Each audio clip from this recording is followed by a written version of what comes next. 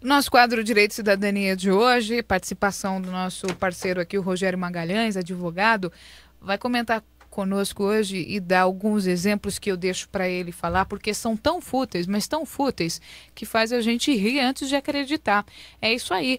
O vereador, o deputado estadual, o deputado federal, aquele que legisla, aquele que cria a lei para o bem-estar da população, faz cada coisa que você não consegue imaginar. Rogério, conta pra gente direito essa história. Boa tarde. Boa tarde a todos os ouvintes.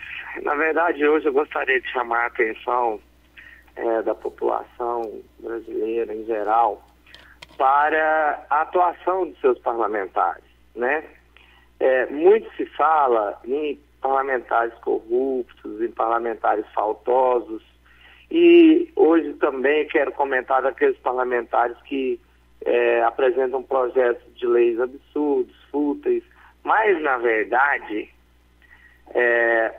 tudo isso gira em torno de um grande problema: a falta de acompanhamento e de fiscalização dos nossos cidadãos em relação àqueles que foram eleitos, né?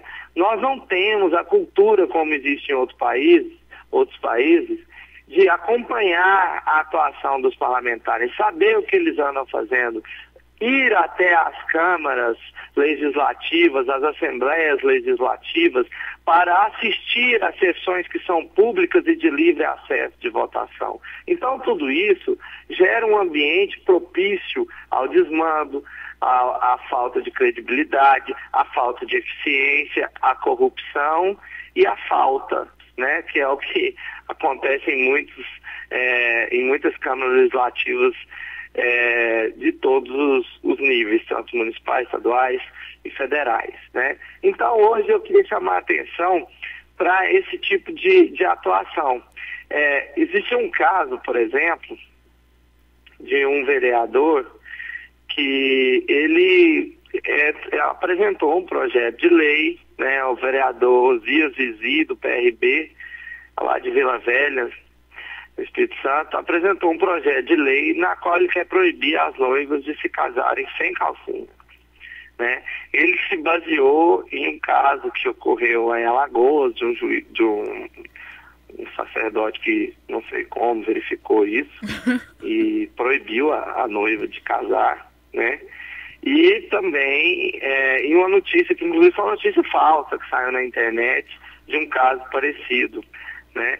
Então, ele propôs lá um projeto de lei, e eu pergunto, num país como o nosso, que tem mais de 1 milhão de leis vigentes, né, conflitantes, confusas, que levam os cidadãos, os empresários, à loucura com o tanto de normas e deveres instrumentais a serem seguidos, né, um país com tanta demanda de resolução de causas urgentes, de causas importantes, um projeto de lei nesse sentido, o que ele vai acrescentar, né? Eu particularmente acho que se a noiva quer casar com ou sem calcinha, é um problema dela, até porque isso não vai ser nem evidenciado para se dizer que é um desrespeito à cerimônia. Mas um projeto de lei, quer dizer, mover uma Câmara Legislativa nesse sentido, é um tanto absurdo, né? Existem também projetos que saem aí nas câmaras e nas assembleias proibindo determinado tipo de jogos, né? Eles chamam de lei anti-games. Então, quer dizer, esse tipo de conduta, penso eu, que não é a melhor.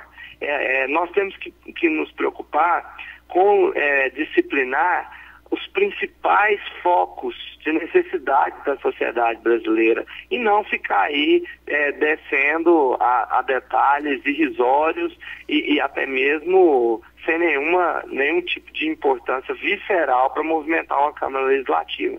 Então, o que eu queria deixar registrado hoje, até de forma bem enfática e resumida, é que nós temos que acompanhar o serviço do Legislativo.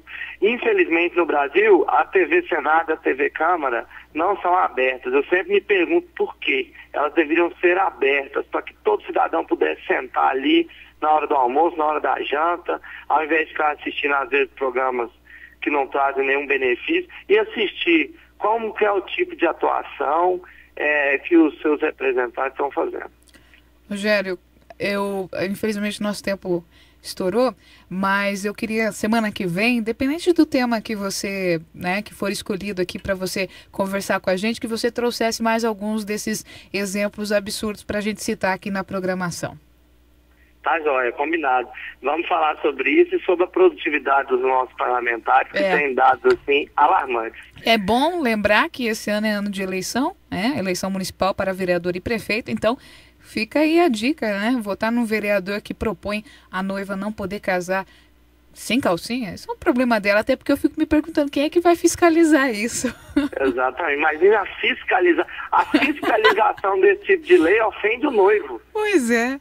Rogério. E a noiva, é lógico. Rogério, obrigada pela participação. Boa tarde para você. Bom final de semana. Boa tarde. Boa tarde. Bom final de semana.